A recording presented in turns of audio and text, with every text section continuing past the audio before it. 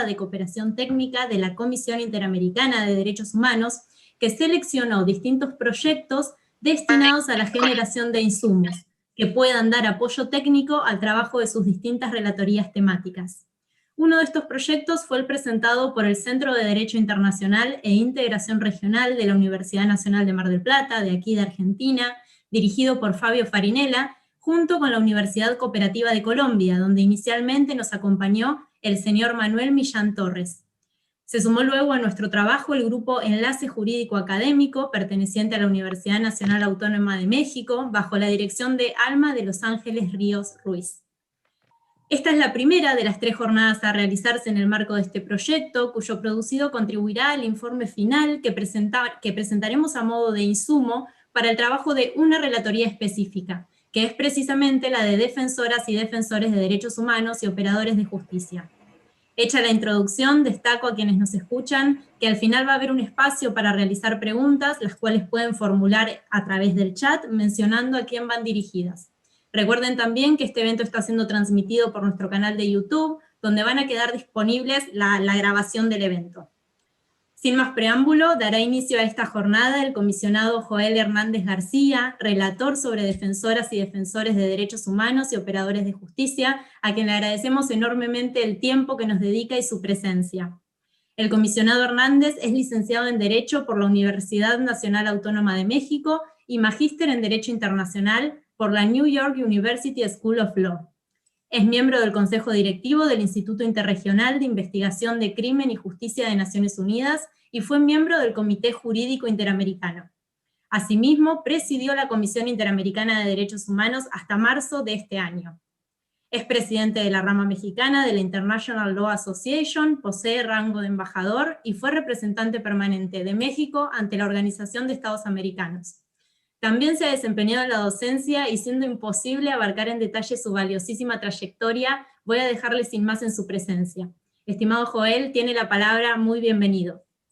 Camila, muchas gracias por la presentación y un saludo muy afectuoso a todas las personas que hoy acuden a esta convocatoria de la Universidad del Mar del Plata para dar inicio a las actividades de la Red Académica Especializada de Cooperación Técnica de la Comisión Interamericana de Derechos Humanos. La verdad es que en la comisión nos encontramos muy contentos y contentas porque esta red académica ha tenido una gran acogida.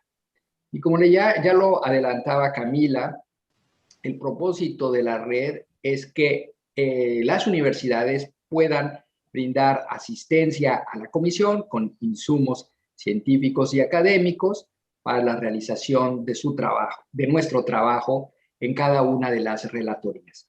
Y así que para mí es una suerte estar ahora en esta sesión que se enmarca dentro del proyecto para la Relatoría de Personas Defensoras de Derechos Humanos.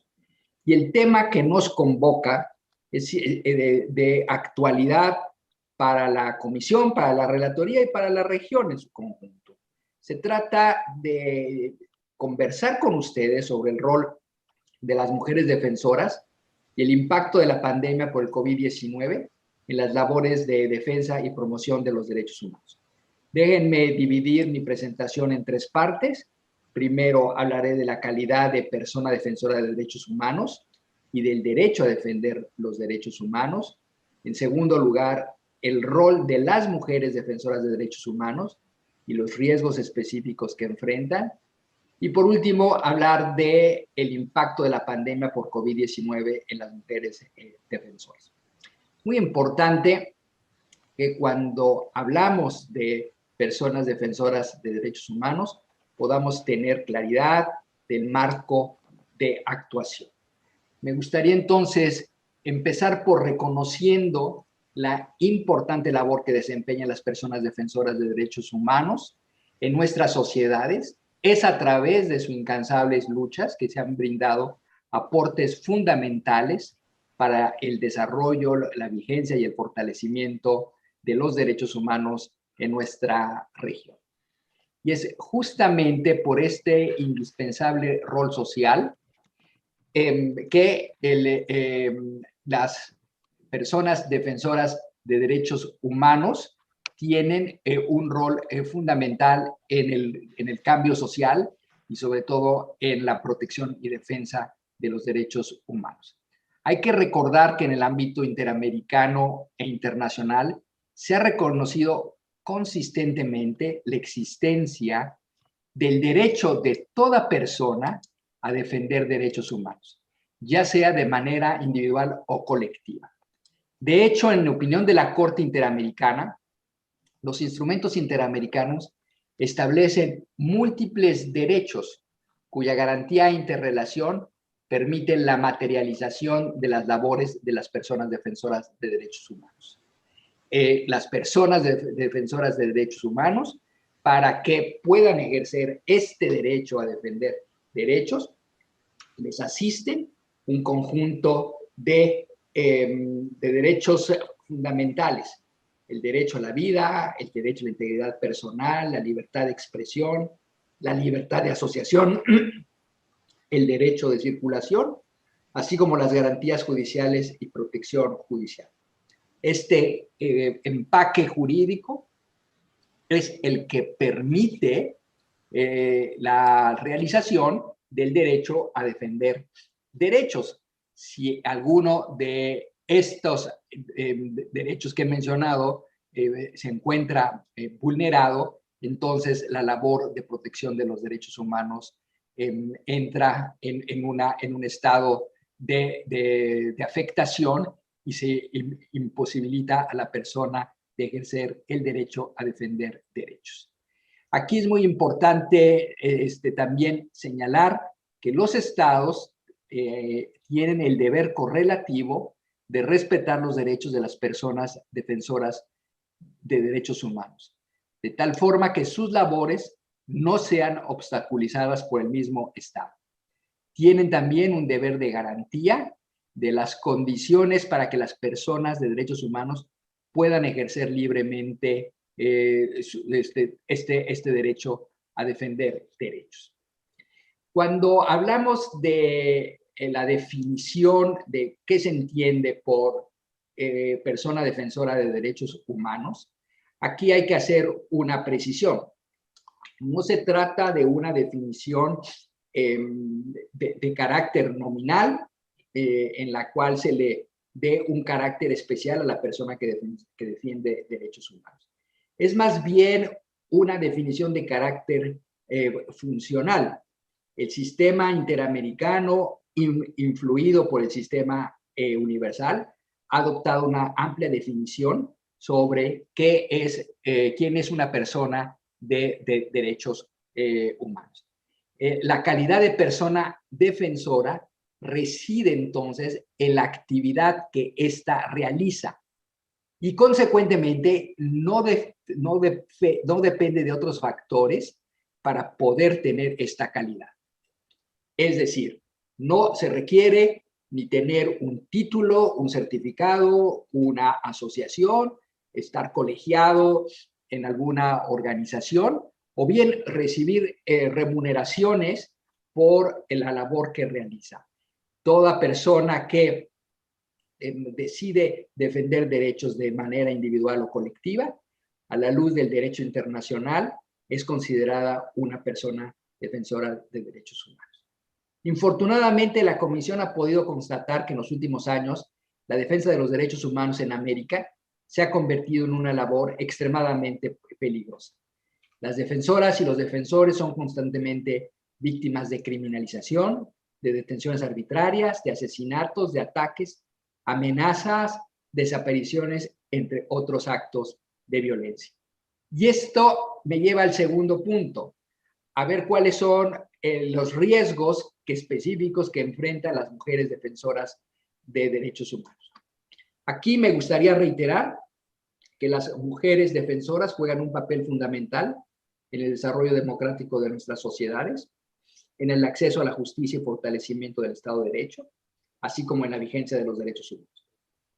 Por ejemplo, la Comisión, a través de sus distintos mecanismos, ha podido observar que en la región existen múltiples movimientos sociales de la mujer que luchan en contra de la desigualdad por razones de género, así como en contra de las distintas formas de violencia contra la mujer. Aunado a la anterior, la Comisión también ha observado que las mujeres defensoras se encuentran presentes en múltiples luchas sociales, en la defensa de la tierra y el medio ambiente, en la defensa de las poblaciones LGTBI, en los derechos de los pueblos indígenas, entre otros ámbitos.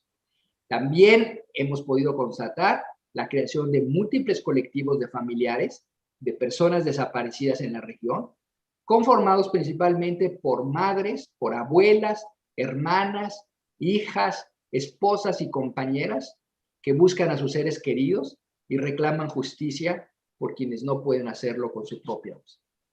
Lamentablemente, las mujeres defensoras se enfrentan diariamente una situación de especial riesgo por las desventajas históricas derivadas del género, así cuando promuevan y protejan específicamente los derechos de la mujer.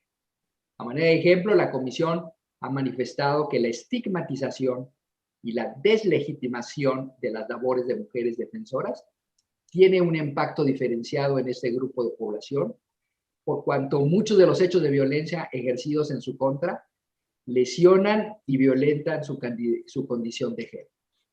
La Comisión ha recibido en múltiples ocasiones denuncias de mujeres defensoras víctimas de estigmatización, por cuanto su labor desafía los conceptos tradicionales de familia o las funciones de género establecidas en la sociedad, lo cual puede suscitar a la hostilidad de las autoridades y de la población en general. Quisiera añadir que la Comisión ha manifestado también su preocupación porque en casos de conflictos armados o de violencia generalizada, las mujeres defensoras suelen enfrentar serias dificultades, como ser víctimas de amenazas y agresiones por parte de actores armados que controlan los territorios donde ejercen su función. En otro rubro, la Comisión ha señalado que en adición a otros obstáculos que amenazan el trabajo de las personas defensoras, las mujeres se encuentran particularmente expuestas a violaciones a sus derechos a la vida, a la integridad personal, incluyendo varias formas de violencia sexual y violencia contra sus familias como represalia a su trabajo. En este contexto de violencia estructural que enfrentan las mujeres defensoras, el sistema interamericano ha sido contundente en afirmar la existencia de una conexión integral entre las garantías establecidas en la Convención de Belém do Pará y los derechos establecidos en la Convención Americana frente a todo caso de violencia contra las mujeres, incluyendo mujeres defensoras de derechos humanos. La Comisión ha recomendado a los estados incluir un enfoque de género en los esquemas de protección de personas defensoras a fin de asegurar que las autoridades estatales evalúen adecuadamente los riesgos, así como las necesidades particulares de las mujeres defensoras ante posibles violaciones de sus derechos humanos. Déjenme pasar rápidamente al impacto de la pandemia en las mujeres defensoras. Desde la Relatoría para Defensoras y Defensores de Derechos Humanos y Operadores de Justicia, así como a través de nuestra sala de situación para la COVID-19, la Comisión ha dado un cercano seguimiento a la situación de personas defensoras, así como los efectos particulares que la pandemia ha tenido sobre estos grupos, particularmente las mujeres defensoras. En este marco de acción, la Comisión Interamericana ha observado que la pandemia ha impactado severamente en el derecho a defender derechos. Y ha sido justamente por esos motivos que en su resolución 1/2020 sobre pandemia y derechos humanos, la Comisión incluyó a las personas defensoras como un grupo de población en especial situación de riesgo. En grandes rasgos, la Comisión ha podido observar que en los países donde se previeron medidas de excepción, la pandemia generó un impacto directo en la labor que ejercen personas defensoras de derechos humanos, toda vez que éstas habrían sido impedidas de continuar sus tareas de defensa y fiscalización de derechos humanos. Para finalizar, y antes de terminar mi intervención, me gustaría recordar que los estándares interamericanos han indicado determinadas obligaciones a cargo de los estados a fin de respetar y garantizar los derechos de las mujeres defensoras.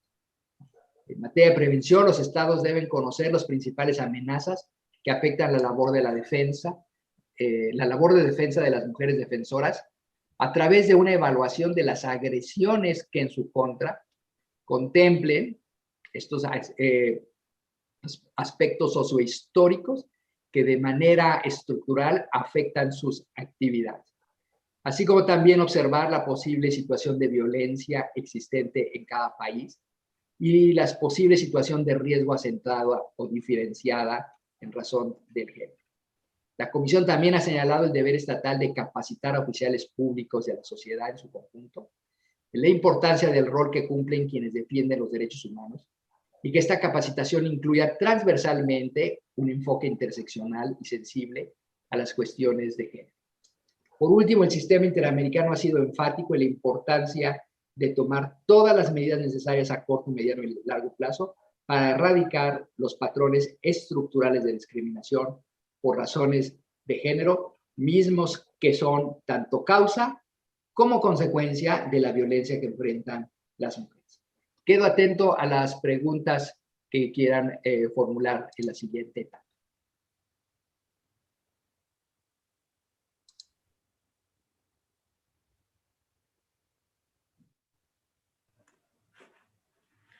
Joel, le agradecemos enormemente la intervención. La verdad es que ha sido muy enriquecedora para enmarcar lo que va a ser esta jornada sobre el rol de las mujeres como defensoras.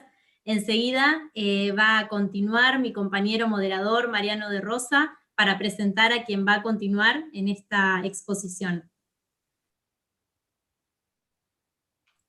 Bueno, buenas tardes a todos y a todas. Muchas gracias, Camila.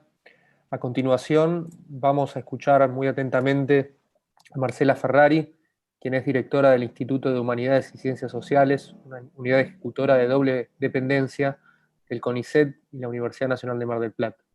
Su tema va a ser Mujeres y Derechos en Pandemia, particularmente en Mar del Plata a lo largo de los años, del año ya en pandemia, y a continuación la vamos a escuchar. Muchas gracias, Marcela.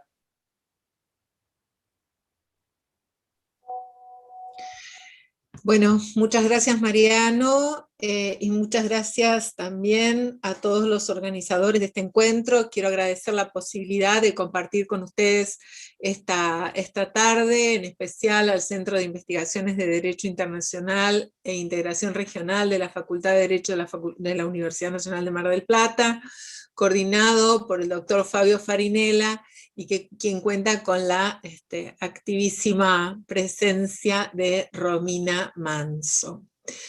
Yo voy a hablar del tema que nos convoca hoy a partir de los resultados de un proyecto de investigación transdisciplinar que dirijo, que se denomina Monitoreo y Seguimiento de las Estrategias para Minimizar la Circulación del COVID en el Partido General Pueyrredón, que inició en agosto del año pasado y que está por terminar cuando se cumpla el año.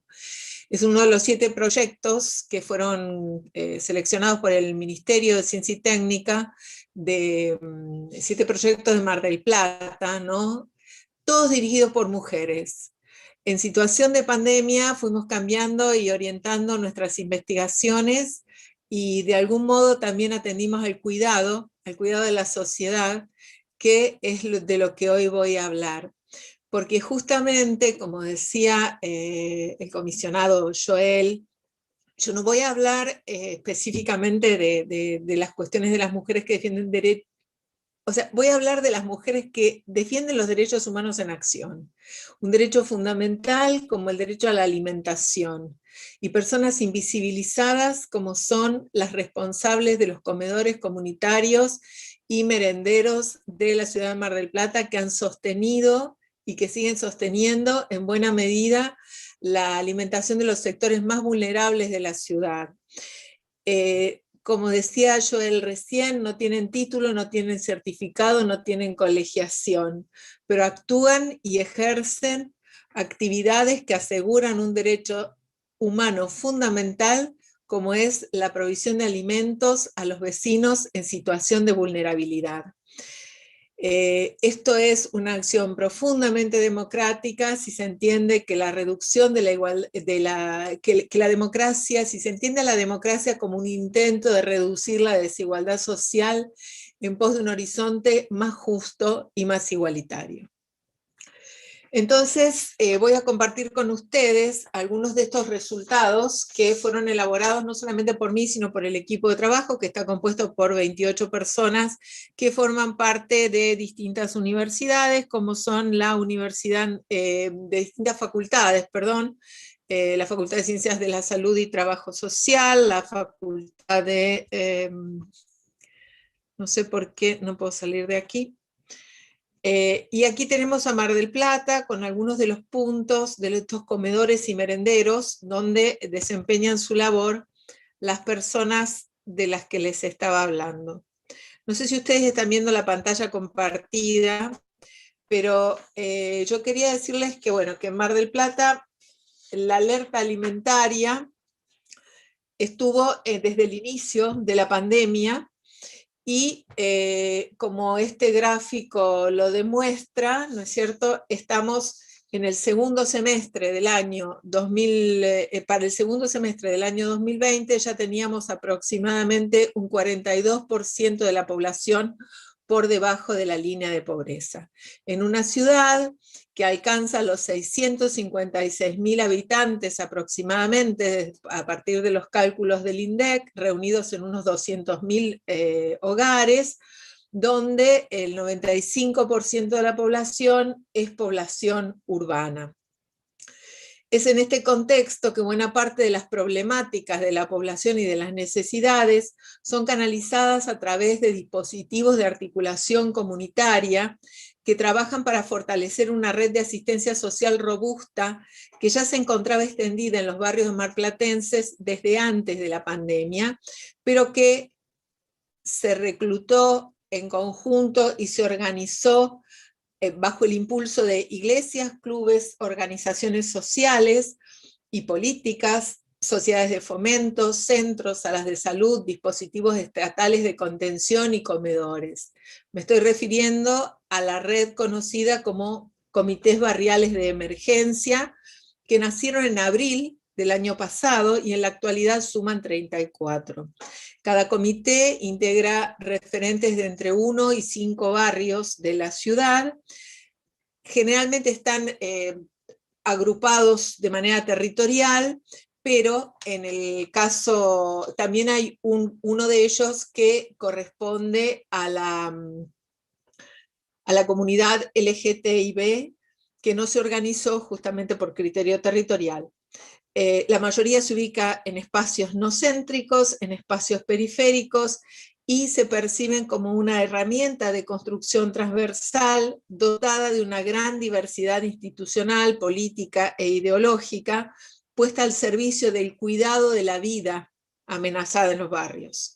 Integran, coordinan y actúan en relación permanente con estos comedores escolares y comunitarios, y están organizados en 4 zonas de la ciudad, las zonas oeste, suroeste, sur y norte, cada una de las cuales fue definida a partir de la logística de distribución de alimentos. La alerta alimentaria estuvo en la base de la formación de estos comités. Cuando nosotros comenzamos a hacer en julio del año pasado entrevistas para detectar cuáles de los problemas eran los más importantes, lo primero que se detectó fue la información que está resumida en este gráfico de círculos, donde ustedes pueden ver la dimensión que en un contexto pandémico asumía la dimensión alimentaria, más aún que la atención de la salud, más aún que el hacinamiento. Esta alerta alimentaria no fue un problema nacido de la pandemia, porque en nuestra ciudad ya desde el año 2019 se había declarado la situación de emergencia. Aquí estoy admitiendo gente mientras sigo. A ver, quedó trabado. Bueno, esa situación de emergencia alimentaria, que era tan notable el año pasado, se mantiene aún en abril de 2021, porque si ustedes se fijan en estos cuadraditos donde están señalados algunos de los comités sobre los que trabajamos, y son los mismos espacios de los comedores, los comedores merenderos barriales, los cuadraditos que tienen un color ladrillo se esparcen por toda la geografía marplatense, y puede verse entonces que la alimentación es un problema acuciante aún hoy.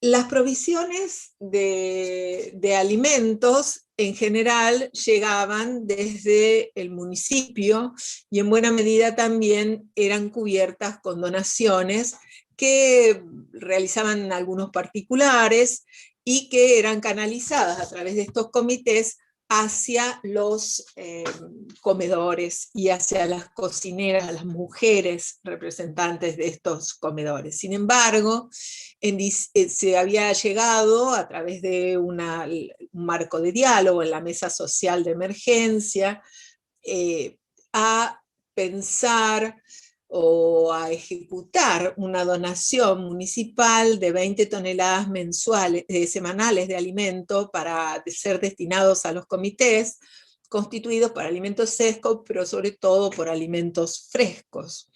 Hacia el mes de diciembre, por una serie de tensiones políticas que se fueron dando entre el municipio y estas organizaciones, esta red de organizaciones barriales, se generó un fuerte conflicto por el cual se suspendieron las donaciones. Luego se llegó a 7 toneladas mensuales, y más tarde volvieron a una situación conflictiva en la que fue retirado este donativo de alimentos a los sectores vulnerables representados por estas organizaciones. De modo tal que el 17 de enero las cocineras ocuparon la rambla de nuestra turística ciudad, como aquí se ve, con sus ollas vacías, haciendo una protesta por la cual sostenían que el hambre no se toma vacaciones. Entonces, mientras seguían la vía del diálogo, intentaban la vía del diálogo, también se intentaba esta visualización pública como una forma de protesta que llega a la comunidad a través de una acción colectiva. Las maneras de responder de las mujeres de los comedores barriales, a las que me voy a referir principalmente en adelante, no fue siempre la misma, ni se mantuvo con una dinámica similar a lo largo de la evolución de la pandemia. Aquí tenemos a la fecha de ayer cómo han sido estas olas de casos confirmados, cómo ha evolucionado la pandemia, y vemos 3 picos, ¿verdad? Bueno, entonces, antes de la circulación comunitaria del virus, que en Mar del Plata comenzó a partir de julio, agosto, básicamente, la situación de los comedores era distinta. Veamos algunas de las características que tenía. En la actualidad en Mar del Plata funcionan 355 comedores y merenderos con un promedio de alimentación de entre 30 y 150 vecinos y vecinas por comedor. Los comedores entregan viandas a razón de 44.500 aproximadamente por semana. El 80% de las cocinas populares donde se preparan estos alimentos funcionan en casas particulares que van siendo adecuadas para atender el servicio. Y en ese y más de un 80% son atendidos por mujeres. Las trayectorias de estas mujeres frente a los comedores son diferentes, pero suele ocurrir que una madre cabeza de familia organiza un comedor y recibe un subsidio, con lo que presta un servicio a la comunidad y al mismo tiempo logra un recurso para mantener a sus hijos. El 60% de estos casos, de estas cocinas, no cuentan con conexión a redes domiciliarias de gas, y funcionan con gas envasado y con leña. Junto a ellas, a las responsables, trabajan unos 2.600 voluntarios y voluntarias, también en su mayoría mujeres. Estos datos nos dan una idea de la magnitud de la emergencia alimentaria y del esfuerzo heroico cotidiano de esas mujeres por el cuidado y la supervivencia. Más de la mitad de los comités, de esos 355 comités de los que les hablé, son comedores nuevos que comenzaron a funcionar a partir del inicio de la pandemia y de la declaración del aislamiento social preventivo y obligatorio. Una referente de estos comedores señala que la segunda semana de la pandemia nuestras viandas aumentaron de 80 a 100 y desde mediados de junio llegaron a 200 y 230 cada martes y jueves los vecinos y las vecinas que debían atender. Hoy la frecuencia de funcionamiento de estos comedores es entre 2 y 5 veces por semana. Va disminuyendo a medida que disminuye la cantidad de alimentos que les son ofrecidos. Muchos de ellos han cerrado y algunos de los vecinos pasan de ir desde los comedores hacia los merenderos. La cantidad de viandas se mantiene en número, pero sin embargo va cambiando las prácticas que adoptan los comedores, ante la circulación comunitaria y el aumento de casos activos de COVID en Mar del Plata. Así, cada vez es más frecuente que realicen una limpieza con todos los recaudos que han sido sugeridos a partir del momento en que se desató la pandemia. Cancelaron todas las actividades presenciales, es decir, cambiaron las prácticas alimentarias en sus comedores, pasando de recibir los vecinos en el lugar a darles viandas para que se las lleven a sus casas.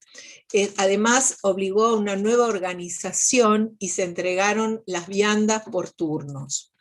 En los casos en que hay sospecha de COVID positivo o que hay casos de COVID positivo, se entregan viandas a domicilio y muchas veces son los propios comedores o una articulación entre los comedores y los comités barriales de emergencia los que hacen llegar a esas viandas a los vecinos, con sus bicicletas o con sus vehículos o con lo que puedan. Han organizado entonces también un trabajo en burbujas con turnos rotativos. Y además estas mujeres son fundamentales para transmitir el hábito del uso obligatorio de barbijos, del distanciamiento social a quienes concurren a buscar las viandas. Y en muchos casos, sus propias instalaciones, porque tienen los comités a veces en sus casas, no únicamente, pero algunas veces en sus casas, los obligaron a hacer reformas, ampliaciones, tendidos de nylon para poder proteger a las personas que allí asisten y demás. La cantidad les preguntábamos si la cantidad de alimentos recibida era adecuada. Bueno, en un 89% prácticamente nos decían que no. Ciertamente se han reducido desde 20 toneladas semanales de fresco a prácticamente nada o nada. Es muy duro, como decía una de las personas que entrevistamos, que frente a todos lo que hicieron, digamos, no lleguen en un contexto de demanda continua de alimentos. Antes contaban con una cantidad de alimentos y ahora tienen que buscar de otra forma en un contexto en el que se suman cada vez más familias a medida que va avanzando el deterioro social, económico, también como consecuencia indeseada, otra de las consecuencias indeseadas de la pandemia. Evalúan que la cantidad de alimentos recibidos desde el municipio es muy baja. Entre el malo y el regular llegamos prácticamente al 66% en cuanto a las percepciones de lo que están recibiendo. Muchas veces uno de los testimonios decía, por ejemplo, en diciembre se dejaron de recibir los alimentos frescos, esto hace cambios sustanciales a la hora de cocinar, porque desmenuzas el pollo en lugar de darles la pata de pollo, ¿no? En parte esto es paliado con donaciones, pero fíjense ustedes cómo en los 3 informes que hemos ido evaluando en agosto, octubre y marzo, estas donaciones que provenían, entre otros espacios, de empresas de la ciudad, de la Universidad Nacional de Mar del Plata, de la fundación justamente de la universidad, que están muy agradecidos y reconocidos todos estos actores de esta gran red social que se ha articulado, han ido disminuyendo con el tiempo. El momento en que había donaciones más parejas, digamos, era alrededor de septiembre, octubre, pero probablemente, y esto es una conclusión a la que estamos llegando con el equipo de trabajo, la naturalización de la pandemia hace que se pierda esta idea de la posibilidad de dar donaciones. ¿Cuál es el balance, para ir cerrando, y después si quieren conversamos más en concreto, que realizan las mujeres que hacen trabajos de cuidados comunitarios en los barrios? Es curioso que hagan un balance negativo del rol del Estado, porque esta población es la que recibe numerosas la tarjeta alimentar, la asignación universal por hijo, el IFE, es decir, son beneficios ofrecidos por el Estado. También reciben donaciones, alimentos y otros bienes de consumo proporcionados desde otras instancias estatales y canalizados a través de los CBE. Entonces la pregunta es de qué Estado están hablando. Y están hablando del Estado municipal, porque el otro Estado, el que está a través de la IFE, de ANSES y de los demás, son los estados, es el Estado nacional y el Estado provincial. De modo tal que hablan del Estado de proximidad, ¿no? Y el reclamo no es solamente si se envía, si no se envía, pero si no, aquí hay 2 testimonios que son bastante elocuentes, pero sobre todo de lo que hablan es que el Estado municipal, el Estado de proximidad, es aquel que es capaz de mejorar la calidad de vida de la población de manera inmediata, en tiempos en que este es imprescindible por la profunda crisis asociada al COVID. Los vecinos, las referentes de estos comedores, evalúan que es claro que las respuestas que se debería ofrecer desde el ámbito local son mejores, por el Estado, son mejores atendidas por las organizaciones territoriales, por los centros barriales de emergencia, por ejemplo. Entonces, lo que destacan como positivo a lo largo de todo este tiempo es la articulación que lograron, como nunca antes, las organizaciones preexistentes, y lo que le demandan al Estado municipal, entonces, no es tanto un auxilio, una ayuda, sino que los vea. Esa expresión, que el Estado municipal los vea, que vayan a verlas, a estas mujeres trabajar en sus cocinas, ponerse al frente de las necesidades más acuciantes que ha traído, que ha acarreado la pandemia, que los reconozca, ¿no? Y que se acerque a su experiencia singular, que los escuche, que los legitime en su labor cotidiana y sostenida. Así que esto era de lo que yo en general quería hablarles principalmente, que es el resultado de este proyecto. Y bueno, hasta aquí llego con esta transmisión del sentir, ¿no? Impresionista muchas veces, que nos aportan estas referentes. Bueno, muchas gracias, Marcela, por ilustrarnos este conflicto agonal que tiene la ciudad de Mar del Plata y que atravesamos a razón de la pandemia. Les recuerdo a los asistentes que pueden formular preguntas por el chat, las cuales vamos a formularles y a replicar a los expositores al finalizar cada una de las exposiciones.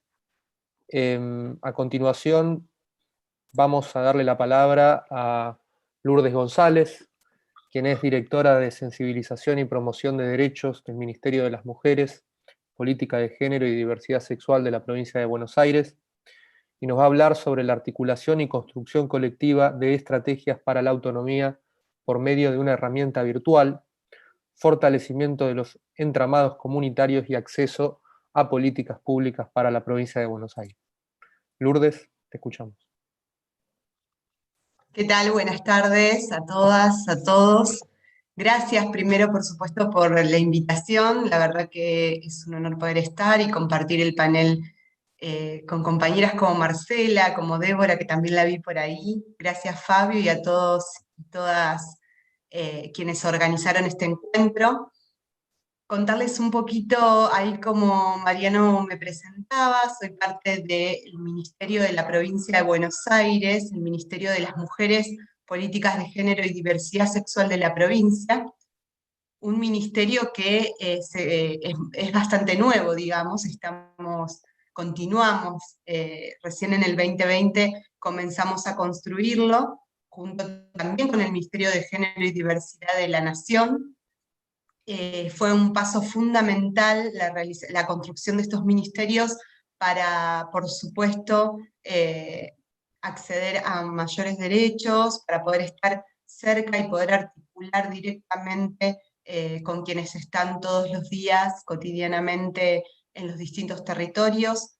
Yo formo parte de una dirección provincial que se llama de abordaje territorial, está a cargo de Nerina Javale, la directora provincial, y también somos parte a su vez de la Subsecretaría de Políticas de Género y Diversidad Sexual del Ministerio. La ministra es Estela Díaz, y bueno, por supuesto, ya hace más de un año y medio que formo parte de ese gran equipo, que venimos trabajando y construyendo distintas políticas, pero por supuesto vamos y continuamos avanzando, y continuamos trabajando, y por supuesto articulando, con distintos sectores de la sociedad.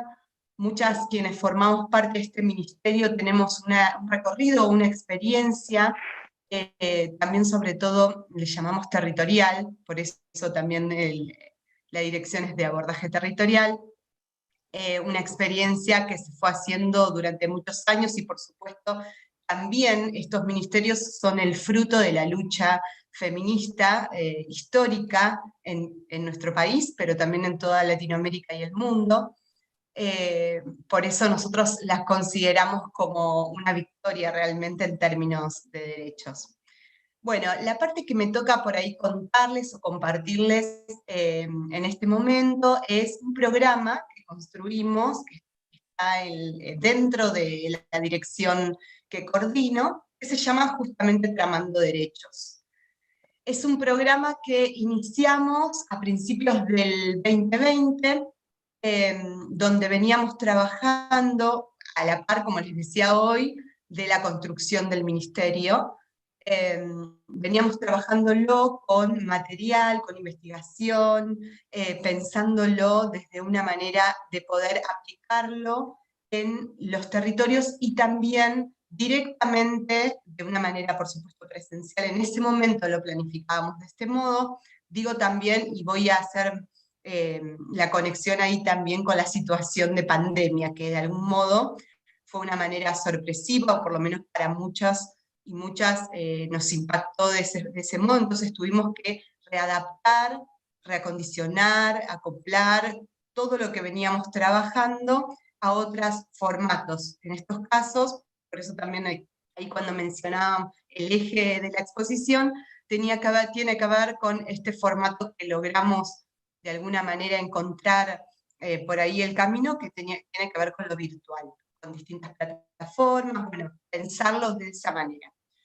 Bueno, les voy a contar un poquito de qué se trata Tramando Derechos, cómo se pensó y cómo se aplicó durante todo este año, año y meses de pandemia, y cómo continuamos también y cuál es la idea a futuro. Es un programa que justamente consiste en encuentros formativos para referentas mujeres y del colectivo LGTBI+, del territorio de la provincia de Buenos Aires. Como les mencionaba hoy, en un inicio, estos encuentros formativos, o encuentros también les llamamos de capacitación, pero sobre todo tenemos mucho trabajo o está directamente vinculado con una metodología de educación popular, más vinculada, digamos, a las experiencias que cada uno trae a estos encuentros o a estos talleres. De este modo, como no se pudo realizar de una manera presencial, es que comenzamos a hacerlo de esta manera virtual. Están propuestos para poder incentivar justamente la sensibilización en problemáticas asociadas directamente al género, que por supuesto están inmediatamente se ve, y como hoy varios hablaron también, las desigualdades que surgen y por ende las problemáticas que suceden. El fin es poder conversar, poder escuchar y poner en debate y conocer también cuáles son las experiencias que suceden en los territorios. ¿Qué significa esto? Poder tener en cuenta para la construcción también de otras políticas todas esas experiencias, porque esto ya viene sucediendo, digamos. Entonces, desde el Ministerio la postura es poder escuchar, pero sobre todo hacernos parte de todas esas experiencias que ya vienen y poder fortalecerlas, por supuesto, también. Y fundamentalmente poder brindar herramientas y el conocimiento de los derechos, ¿no? El de ampliar ese conocimiento al acceso a los derechos, poder de manera colectiva construir estrategias y generar así la autonomía de las mujeres, la autonomía de toda la comunidad LGTBI+, poder tratar temas que ellas nos demandan, digamos, que son quienes proponen las temáticas de estos encuentros. Después, por supuesto, en una organización y de una manera ordenada, somos nosotras quienes elaboramos ese material, se presenta en un formato, digamos, de cuadernillos, que también les entregamos y que ellas puedan acceder. Pero digo esto porque los temas, a ver, es mutuo, ¿no es cierto? Nosotras no implantamos, no pensamos solas los temas, sino más bien es a demanda y fue de lo que surgió desde los territorios. Trabajamos, la población con la cual trabajamos, nosotras le llamamos promotoras territoriales en género, también se las llama acompañantes, que también varias las caracterizaron, pero tienen que ver con la promoción justamente son promotoras de derechos, de todo. Nosotras lo que sí notábamos y hacíamos una evaluación en cuanto a encuentros y talleres, era que muchos de los talleres los encuentros acá en nuestro país principalmente, están vinculados directamente a la violencia de género, ¿no? Entonces, a estas acompañantes, por lo general ellas acompañan situaciones de violencia por razones de género, entonces la mayoría de los encuentros, también dados por las universidades, rondan las temáticas, por supuesto, en la ley 26.486 de nuestro país, de prevención en violencia de género, que nosotros también la trabajamos, pero nos parecía que era muy importante tocar otros temas que nos pedían información, que no había demasiadas herramientas. Logramos por medio, y por eso tiene sus pros y sus contras, los formatos virtuales, también este encuentro se puede dar de esta manera gracias a eso, fuimos conociendo esta herramienta también, y nos facilitó poder llegar a muchos rincones de nuestra provincia. Significa esto que pudimos estar presentes en localidades o ciudades muy pequeñas del interior de la provincia de Buenos Aires, donde el Estado siempre se le dificultó llegar, o directamente hubo momentos donde nadie llegaba, o no pudieron tener comunicación y demás. Entonces, gracias a esta herramienta, también pudimos llegar a todas esas localidades más pequeñas del interior de la provincia. Llegamos, como decía hoy, en este primer año, a más de 750 personas que participaron activamente de estos encuentros. Los encuentros estaban divididos en dos el año pasado. En un primer momento hablábamos, como les decía, a las acompañantes a personas en situación de violencia por razones de género, y por otro lado, con temáticas que iban desde salud sexual y reproductiva, entendiendo la temática como derechos fundamentales, como derechos humanos, ¿no? La salud sexual, y también analizábamos y trabajábamos toda la sexualidad y con todo lo que eso implica, y la diferencia entre salud sexual y salud reproductiva. Bueno, desde ya que lo más rico de todo esto también fue que se desmitificó muchas cosas y muchos temas que primero, en un primer momento, por lo menos en nuestro país, no se daban las instancias o los espacios para poder discutir todas esas temáticas. Discutirlas en términos de construcción colectiva, porque no son solo personales o individuales, son temáticas colectivas. Por ende, las referentas comunitarias nos decían que era fundamental poder charlarlo, porque ellas obtenían estas herramientas de acceso a derechos y de ampliar también su información en general, y podían transmitirla así, replicar a otras en sus lugares y en sus barrios o en sus lugares de desarrollo y en sus tareas comunitarias también. Otras temáticas que también trabajamos en este primer momento es el derecho de familia.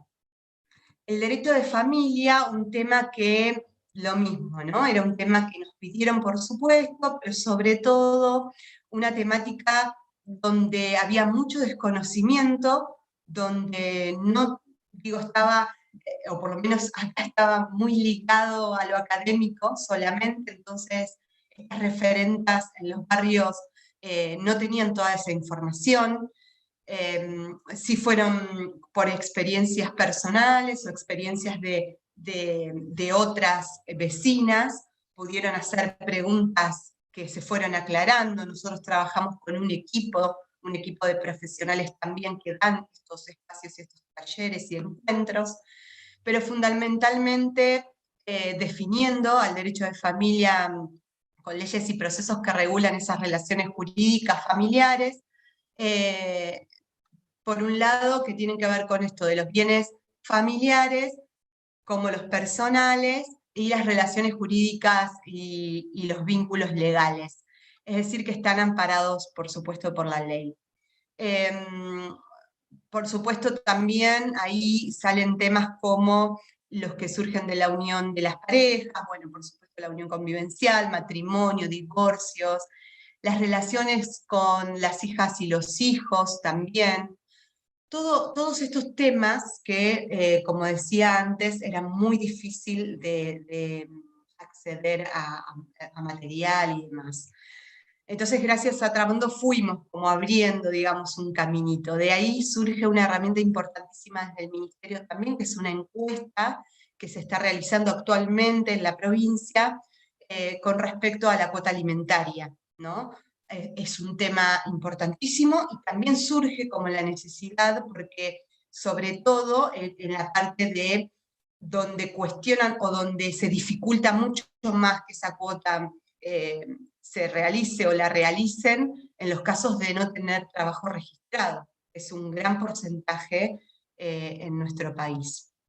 Por último, en esa primera etapa, también trabajamos el acceso a la justicia, como, bueno, por supuesto que toda persona tiene derecho a reclamar a las autoridades, a los jueces, a tribunales que amparen contra los actos que violen sus derechos fundamentales, y por supuesto tratados de derechos humanos y en la Constitución. Partiendo de la base de la sociedad desigual en la que vivimos en muchos de los casos, que se garanticen el acceso a la justicia también, para todas y todos, bueno, en particular para estas personas vulneradas. Ahí vemos al acceso a la justicia con una perspectiva de género. No solo es necesario evaluar los impedimentos económicos que tienen las personas al momento de pagar, por ejemplo, un abogado, una abogada, para un asesoramiento del patrocinio, sino también se debe entender que tanto estos abogados como abogadas deben, y los jueces por supuesto, tienen que considerar y tener en cuenta esas desigualdades de género a la hora de poder tomar algunas decisiones, ¿no? Bueno, un poquito de esto, quiero hacerlo como un poco más resumido para no irme de tiempo, pero estos son los temas que fuimos no solo dando, sino que también, como decía, fuimos intercambiando los saberes.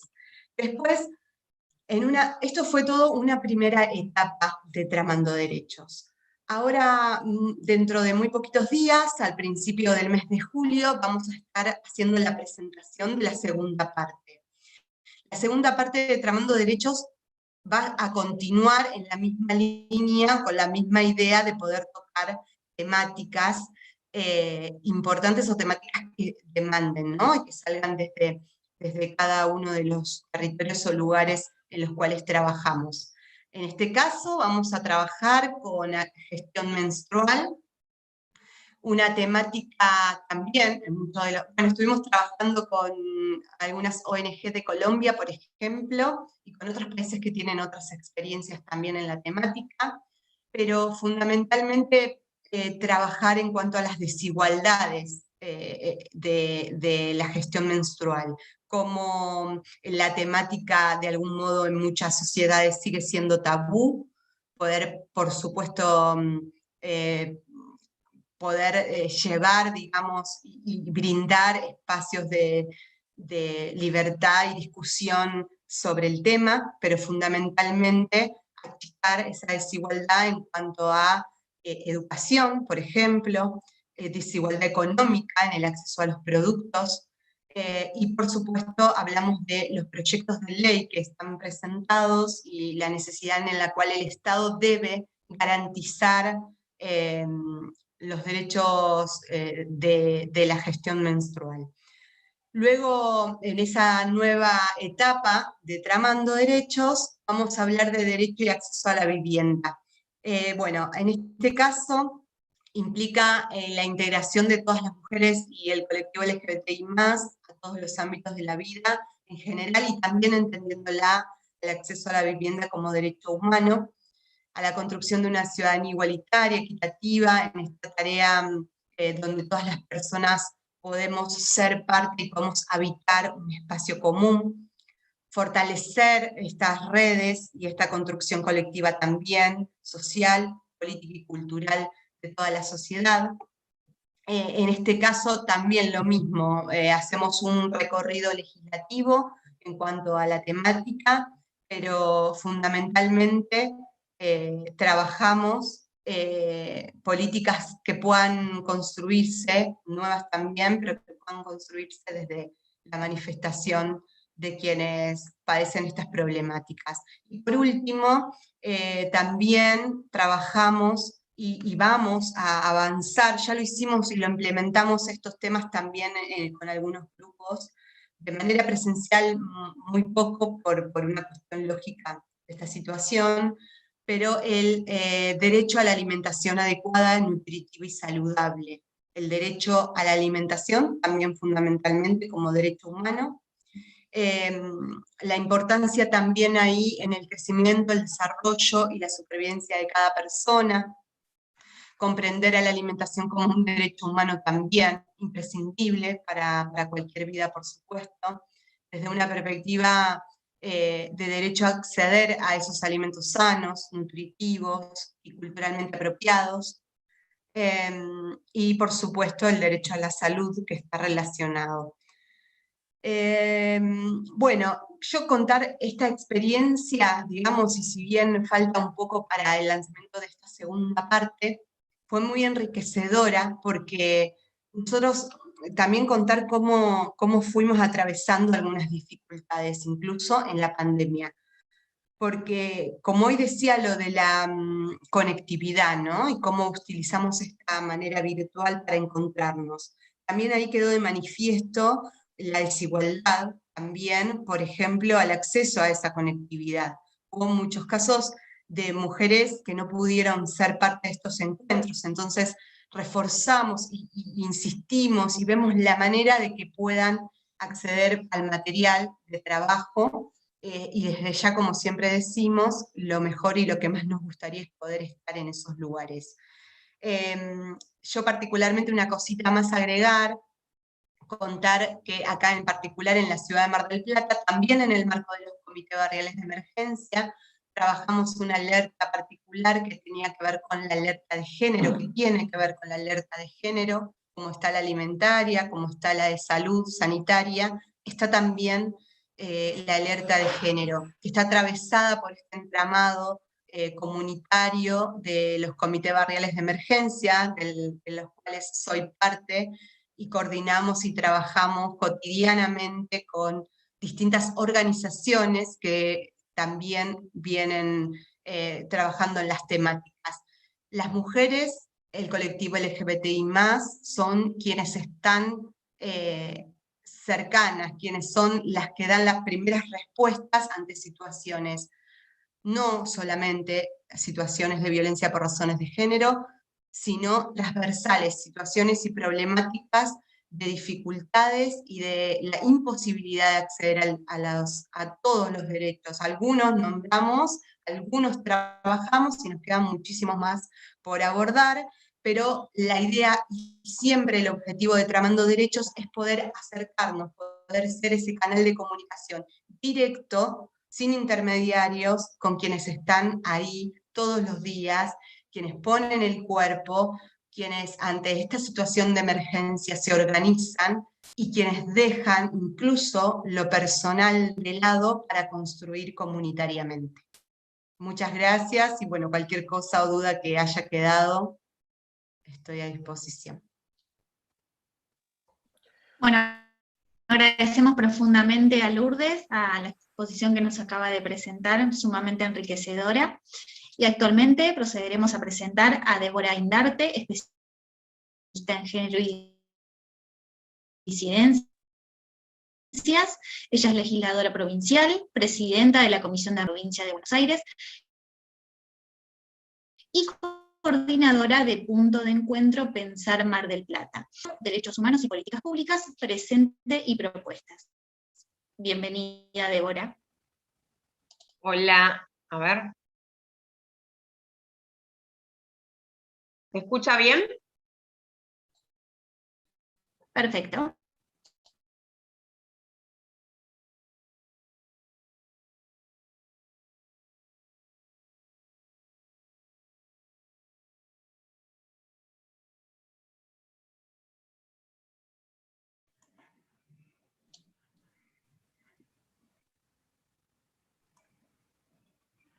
Tal vez estemos ¿Se con ha algún silenciado problema el de micrófono? conexión. Débora, ¿nos A ver, escuchás? ¿ahí se escucha bien? Sí, perfecto. ¿Sí? Bueno, Te cualquier escuchamos cosa. y te vemos. Bueno, bárbaro, ahí está. Bueno, en principio agradezco profundamente poder estar acompañando y siendo parte de este panel, que siempre creo que no solamente podemos participar, sino que nos llevamos mucho en lo cual podemos después plasmarlo en algún lugar que tenga que ver con los cambios que tanto pudimos estar escuchando hoy.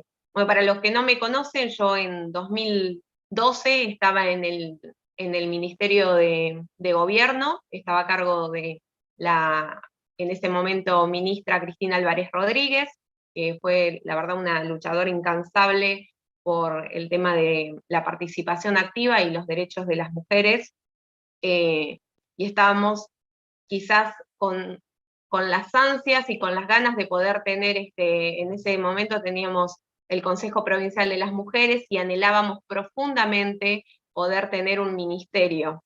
Hoy la verdad que nosotros lo festejamos, esta decisión tanto a nivel nacional del presidente como a nivel provincial del gobernador Axel Kicillof de poder tener un ministerio propio de las mujeres, de género y diversidad, para nosotros es fundamental. Es fundamental porque es ahí donde podemos empezar a discutir las políticas públicas que necesitamos.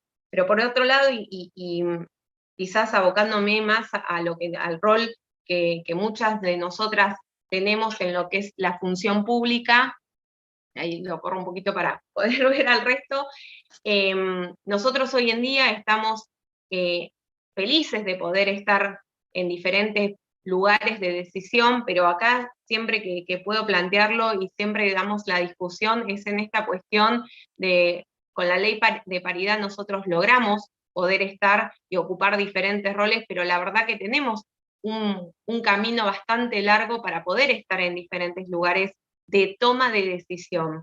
Y esto no es por una cuestión caprichosa, sino por una cuestión de que ahí realmente se van a ver reflejadas las políticas públicas que nos contengan y que realmente seamos nosotras seamos las actoras de lo que está pasando. Básicamente hay un ejemplo. Yo siempre, Lourdes, en esto quizás me has escuchado decirlo, digo, cuando vemos las fotos de los gabinetes, a nosotros como SER tenemos una provincia que tenemos 135 distritos, de los cuales solamente hay 6 intendentas. Nosotros pertenecemos Mar del Plata, quinta sección, 27 municipios o 27 distritos, y no tenemos intendenta. Tenemos solamente en la sección tercera, en la cuarta y en la primera. Digo, y esto no es una cuestión caprichosa, es una cuestión de que nosotros necesitamos poder ocupar diferentes lugares. A nivel país, hay solamente el 10%.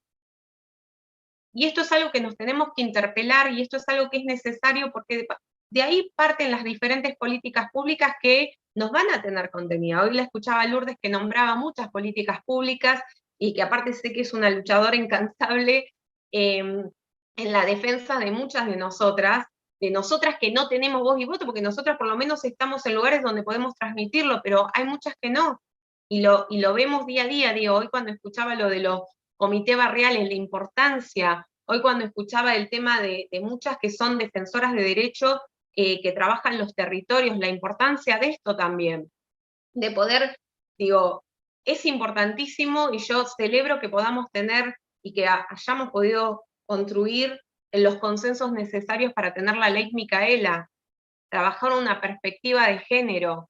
La perspectiva de género es algo que para mí es fundamental, porque es algo que está en construcción, es algo que se está imponiendo, pero que todavía nos queda un largo camino por delante. Hoy estaba escuchando a una de las disertantes y me pareció fundamental esto, que nosotros el año pasado, hoy nombraban lo de punto de encuentro Pensar Mar del Plata, hicimos una encuesta en jóvenes, porque íbamos a hacer un festival para jóvenes. Y quiero contarles que de un montón de ítems que se presentaron, para saber, justamente hoy cuando tenía que ver con cuáles eran lo que más le preocupaba a la gente y eso, o cuáles eran los temas, digo, nosotros hicimos una encuesta a más de 2.000 pibes y pibas de nuestra ciudad.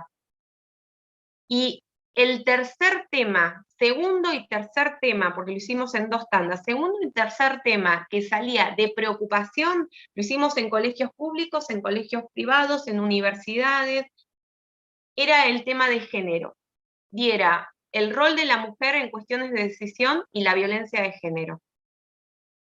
Obviamente estos son nuestros pibes que algún día van a ocupar diferentes lugares, que se van a desarrollar en una sociedad que nosotros obviamente queremos que sea más justa, más igualitaria y sin violencias.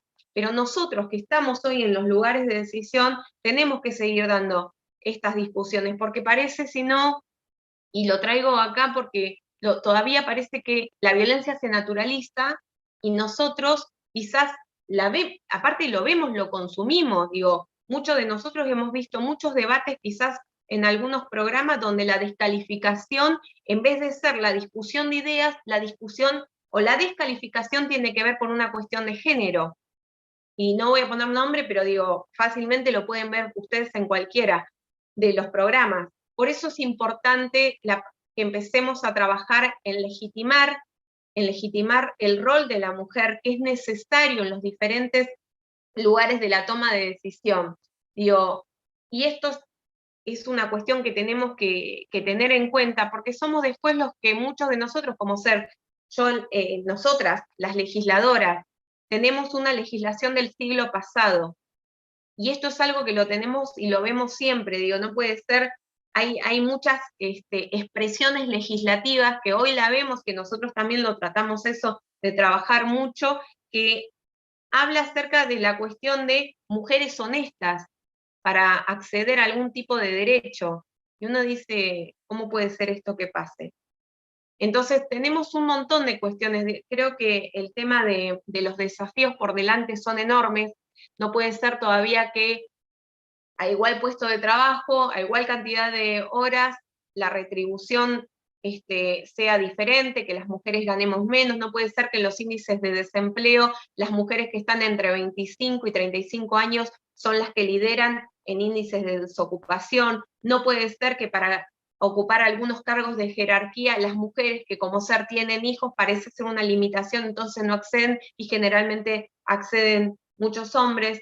Entonces, estas son cuestiones que se tienen que seguir trabajando, que nosotros la vemos día a día plasmada en diferentes cuestiones. Por eso me parecía, yo agradezco poder estar acá. Nos pasa a nosotros, incluso, nosotros hoy lo vemos en la redistribución incluso de los cargos. Tenemos como ser, yo hoy antes de juntarme, quería ver un poco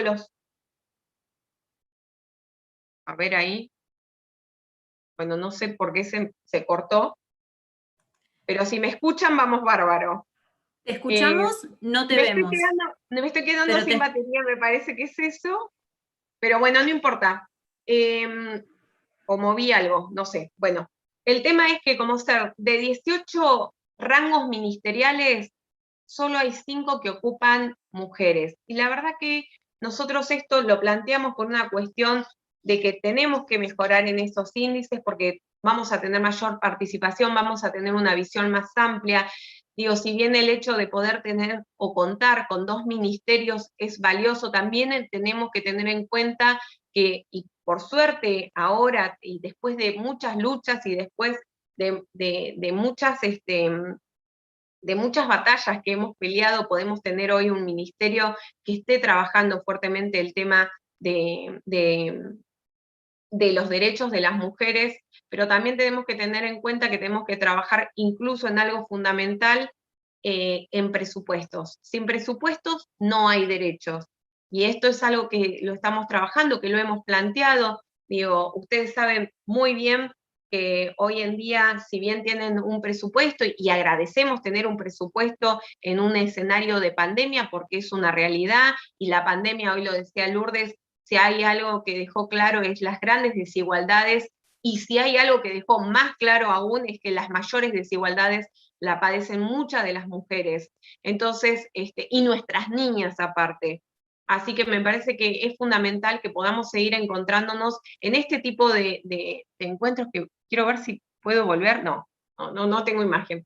Pero bueno, que me parece que es fundamental que nos podamos interpelar, que podamos decir, bueno, desde lo positivo lo que tenemos, pero también a lo que aspiramos. Y por el otro lado, que no me quiero dejar de lado, digo, yo todavía y siempre lo planteo en cada una de las discusiones, el tema de la violencia de género nos está acechando cada vez más, y creo que el desafío más grande es que el Estado llegue antes que el femicida. Y eso para nosotros es una responsabilidad, cada una desde el lugar que ocupa. Si bien se está trabajando muchísimo, es por eso que tenemos que seguir trabajando para poder tener simplemente una sociedad más, más justa, más igualitaria, pero por sobre todas las cosas, sin violencias. Así que nada, eso quería compartir con ustedes, igual abierta ahora a si hay alguna pregunta.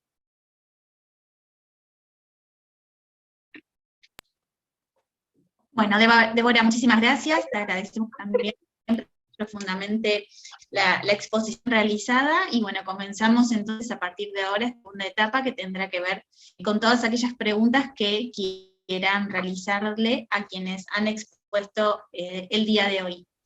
Bien, comenzamos entonces, en este caso, por el comisionado Joel Hernández. La primera pregunta es para él.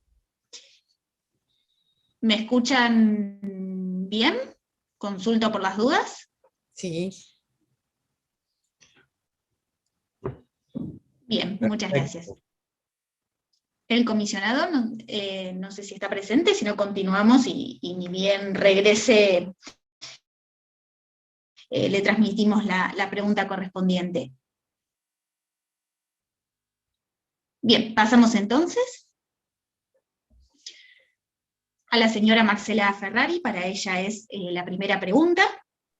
Le consultamos entonces a Marcela si poseen alguna estimación del tiempo que se tardará una vez concluida la pandemia para que las personas que concurren a dichos comedores puedan volver a comer en su hogar. La verdad que no, porque nosotros trabajamos sobre la información existente y no hacemos proyecciones. Nuestro objetivo es transmitir una cantidad de información sólida, empírica, a los órganos de decisión para que eventualmente adopten políticas públicas que favorezcan a estos sectores. Con eso nos damos por satisfechos, no tenemos capacidad para hacer una prospección. No es que no tengamos capacidad, no es nuestro objetivo.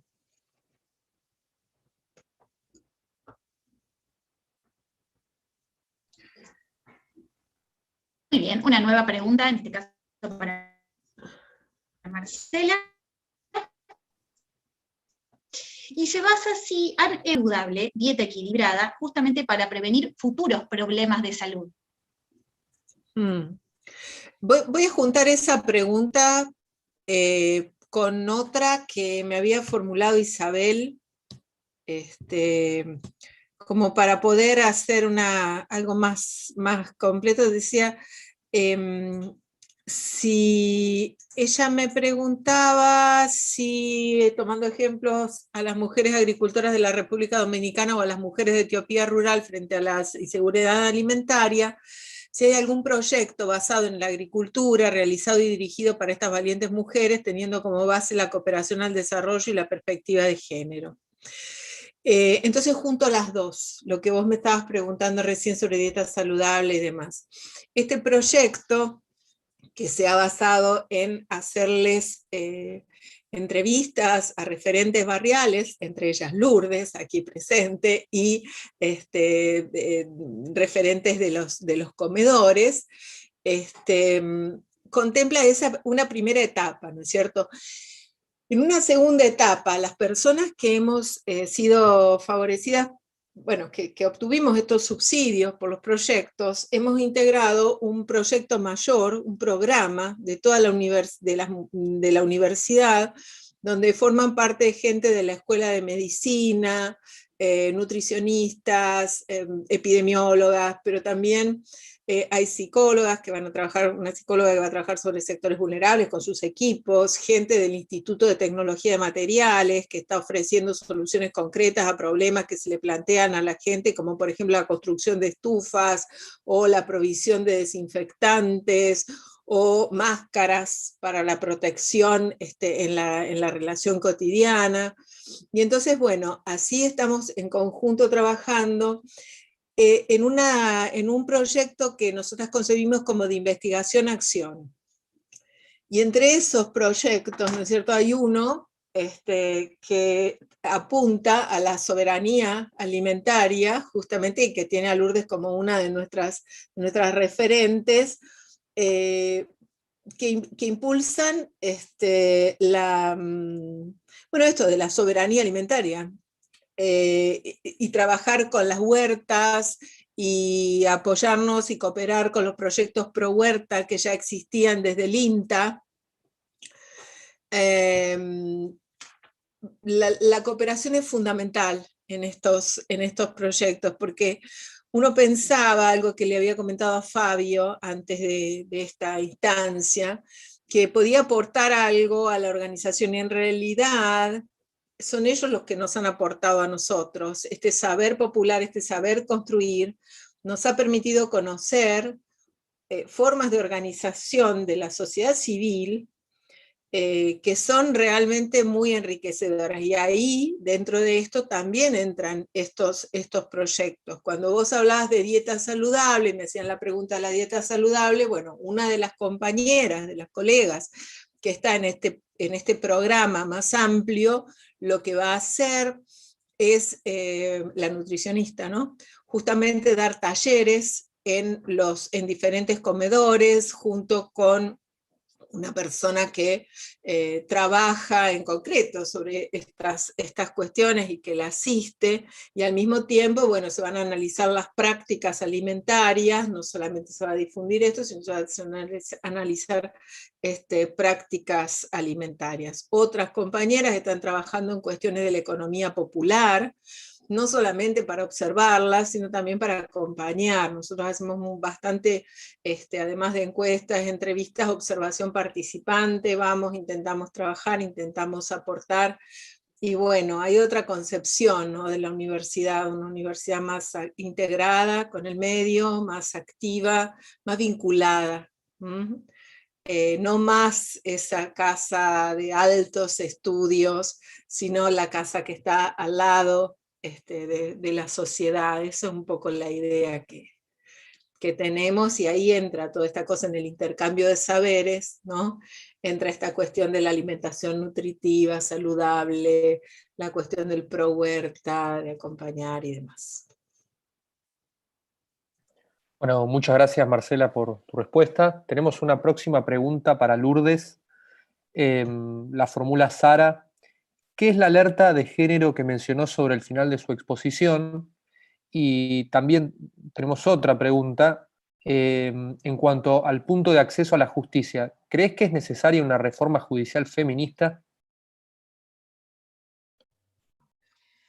Sí, con respecto a lo de la alerta que conté, o lo mencioné un poquito al final, tiene que ver con la exposición directamente con lo que les contó Marcela hasta este momento. Es un gran trabajo hecho por la universidad en el contexto de los comités barriales de emergencia, donde un grupo nos juntamos a organizarlos.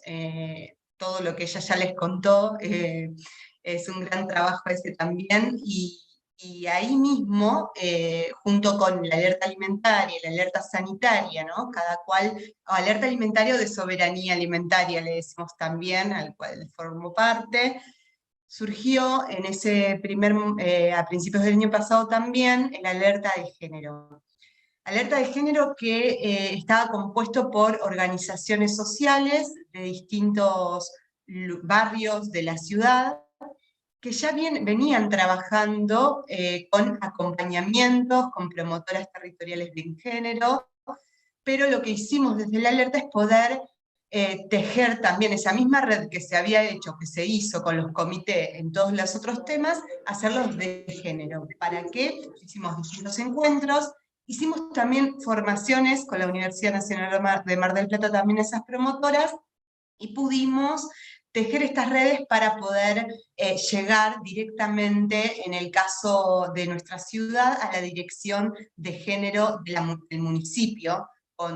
Digo del municipio y lo nombro porque es quien está inmediatamente, quien debería dar respuestas inmediatas ante situaciones de violencia, quienes también debe mediar, y forman parte de esa dirección las comisarías de las mujeres que existen acá. Se está haciendo un trabajo de a poco con la formación a los oficiales y la formación a la policía, en el caso de nuestra ciudad, la policía bonaerense, con perspectiva de género. Un tema muy difícil de abordar, pero que de a poco, muy necesario, sin ninguna duda. Bueno, y todas estas articulaciones, de algún modo, e incluso gestiones, las pudimos hacer en esa alerta de género, y la trabajamos en ese lugar también. Se hizo una entrega, por ejemplo, de la Fundación de la Universidad Nacional de Mar del Plata, una entrega de copas menstruales,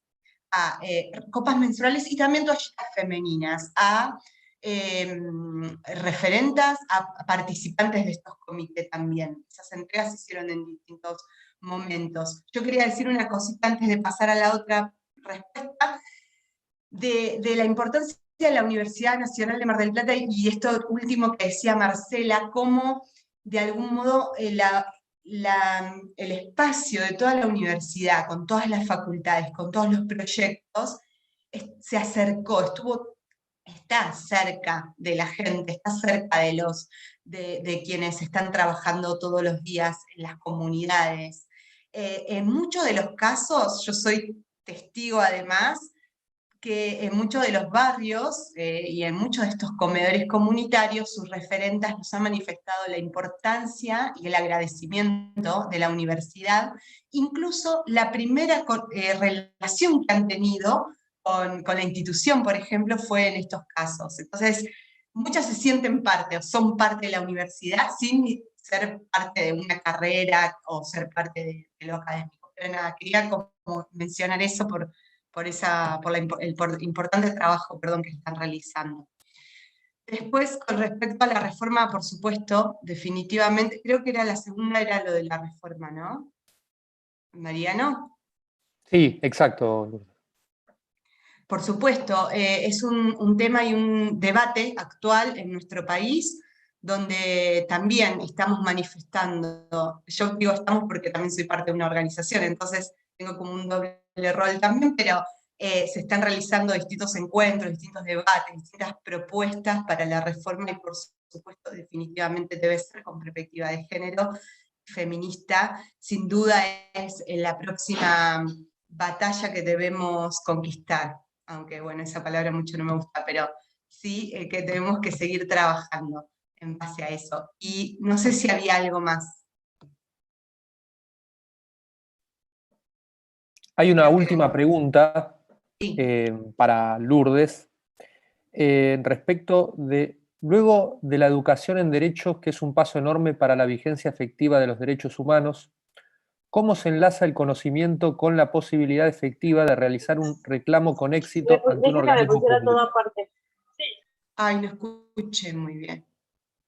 La pregunta era, ¿cómo se enlaza el conocimiento con la posibilidad efectiva de realizar un reclamo con éxito ante un organismo público? Pregunta Brian. Nosotros lo que hacemos directamente, bueno, llevamos a estos talleres, estos encuentros, como decía hoy, antes les comentaba la dinámica del trabajo, ¿no? Realmente es abierta, es participativa, pero sobre todo pueden decir lo que quieran y lo que tengan ganas, y eso es parte de todos los encuentros también. Nosotras, por supuesto, por el rol que tenemos, tomamos nota, si hay casos, muchas veces nos ha sucedido que hay casos muy particulares que requieren una intervención o un abordaje inmediato, en algunos de los casos, sobre todo los vinculados a la violencia directamente. Entonces, nuestro ministerio está compuesto por 2 subsecretarías. Una es la de políticas de género, donde soy parte, que es un poco las que construimos y pensamos las políticas, y por otro lado es la subsecretaría de políticas contra las violencias por razones de género. Realmente hay una subsecretaría dedicada exclusivamente a las políticas contra las violencias por razones de género. Por supuesto, compuesta por distintas direcciones, compuesta por la línea 144, que además es la línea también nacional y provincial, con distintos medios de comunicación y de abordaje a estas situaciones. Entonces, nosotros lo que hacemos es, inmediatamente, cuando hay casos particulares, derivamos y acompañamos esos casos, y suceden de todos, ¿no es cierto? Pero la comunicación es directa. En los encuentros se da, porque no son solo encuentros formativos o capacitaciones solamente, o charlas o exposiciones y nada más. Todo el tiempo surge la necesidad de la intervención y el abordaje, y lo realizamos de esa manera. Y también vinculándolo, como decía, les contaba hoy, en el caso particular de nuestra ciudad, pero trabajamos con muchos distritos, es que el primer paso y la primera relación y conexión con el Estado son los gobiernos municipales en nuestro país y en la provincia en particular. Pero entonces, en algunos de los casos de algunas de las ciudades, tienen conformadas direcciones de género y diversidad, en otras no hay nada, en otras hay secretarías recién comenzándose, bueno, depende, ¿no? Todas tienen distintas características, por ende, todas las situaciones son distintas en la provincia, pero bueno, el Ministerio está siempre a disposición de darle respuestas inmediatas. Bueno, muchas gracias, Lourdes. Tenemos otra serie de preguntas para la legisladora Débora Indarte en función del tratamiento de algunos proyectos del Poder Legislativo. En primer lugar, ¿qué es un presupuesto con perspectiva de género y qué implica? Y una segunda pregunta es ¿cuáles son los temas en la agenda legislativa actual que contemplen las desigualdades estructurales que sufren las mujeres? Bueno, justamente lo que hoy me hacía referencia es, y en esto lo llevo bien al territorio. Hoy Lourdes hablaba de la ayuda que ellos justamente identifican a muchas mujeres que están en un estado de vulnerabilidad muy grande, que quedan a veces en situaciones de riesgo muy grande, no solamente de riesgo de la vida tanto de ella como de su familia, sino de riesgo de subsistencia, y que tengamos ministerios que tengan un presupuesto, que es la plata, obviamente, para tener diferentes programas y poder asistir en una primera instancia a esa comunidad tan vulnerable, digo, a eso me refería con presupuesto.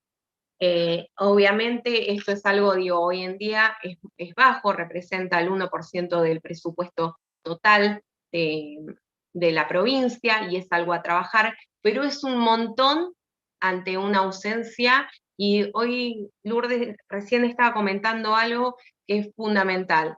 Si bien muchas veces necesitamos, y todo baja por medio de los municipios, yo quiero contar que nosotros tenemos municipios muy cercanos, que por suerte eso lo estamos trabajando mucho, pero que hasta tenían presupuestos municipales para las secretarías, y obviamente al sacar las secretarías de la mujer, porque no tenían importancia, también sacaban estas ayudas.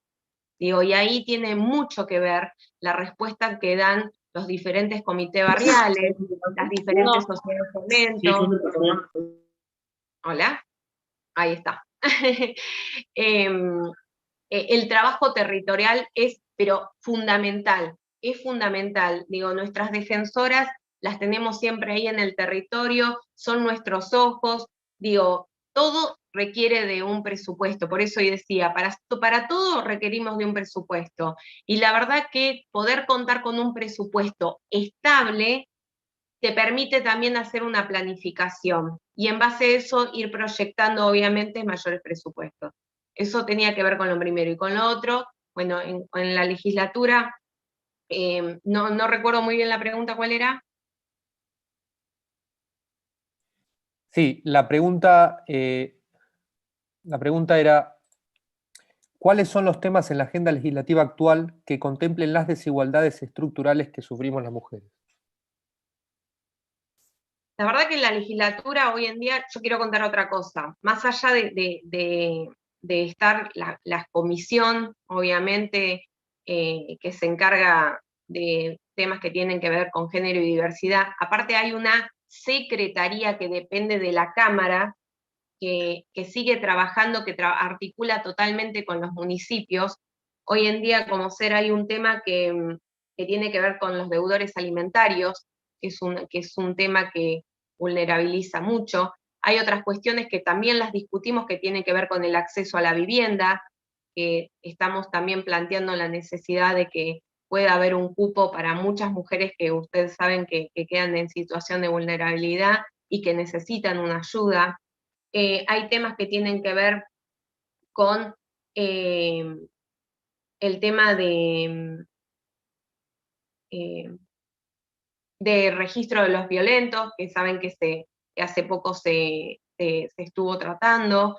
Y por otro lado, y es fundamental, nosotros estamos trabajando con un proyecto hace mucho tiempo que tiene que ver con las restricciones de acercamiento.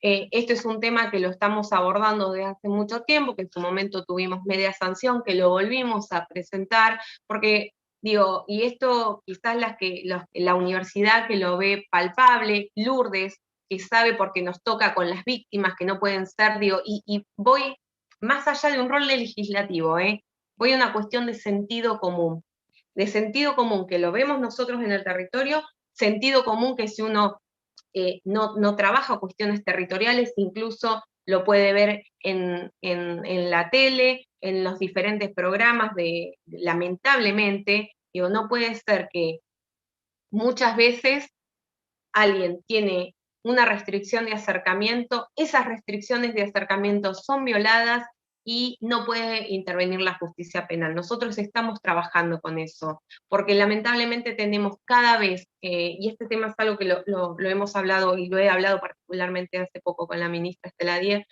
cada vez tenemos más femicidios, y lamentablemente esos femicidios, cuando vemos atrás de lo que hay, son más mujeres que tienen más restricciones, yo le digo más papeles, y eso no puede pasar. Así que esas son algunas de las particularidades, y hay otra cosa que quiero decir. Las dos ministras, tanto a nivel nacional como provincial, puedo hablar quizás más de cercanía con la ministra Estela Díaz, tienen una particularidad que se trabaja en conjunto con cada uno de los ministerios, de los diferentes ministerios. Y esto es nosotros hablamos de perspectiva de género, hablamos de trabajar en forma articulada, pero que se pueda articular realmente entre los ministerios y que puedan tener una visión quizás abierta a cuestiones de género, para nosotros es fundamental, porque es la única forma de construir políticas públicas que a largo plazo y en el tiempo puedan construir una sociedad diferente.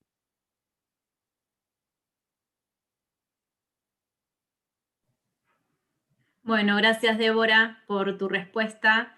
Viendo la hora, vamos a dar por finalizada esta jornada. Espero que todas las personas presentes e invitadas la hayan disfrutado tanto como yo. Agradecemos nuevamente la presencia de todos y todas, y muy especialmente la del comisionado Hernández, la de Marcela, la de Lourdes y la de Débora, cuyos aportes fueron valiosísimos para seguir pensándonos y construyéndonos como defensoras y defensores de derechos humanos desde una necesaria perspectiva de género.